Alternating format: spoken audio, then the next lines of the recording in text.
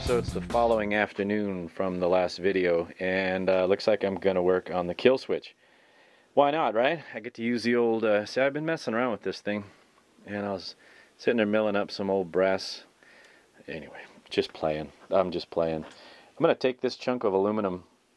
If you've been watching my channel for a while, oh, I don't know, year and a half, maybe 2 years ago, I put some diesel truck horns, some big rig horns into the Suburban, and the Grover air compressor I was going to use, the cylinder head cracked, or was cracked, and it was pot metal and it wasn't working, so I took the other half of this block and by hand, with hand tools and files and a regular old crappy drill press that I had, I made a functioning cylinder head out of it. Well, I got this block of aluminium sitting around. I figure, you know what?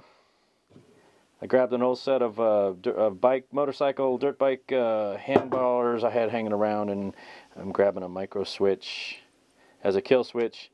And let's see, I've got a few ideas rolling around inside my scullius.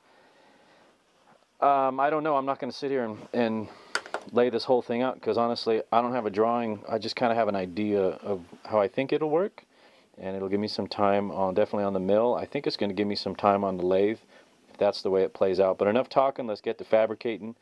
So I'm going to plug some Weezer into my ears here, and we're going to get the beaver set up. I'm going to get I'm going to get the lighting set up and the camera set up here so everybody can come along for the ride and see what I'm doing. So we'll be right back.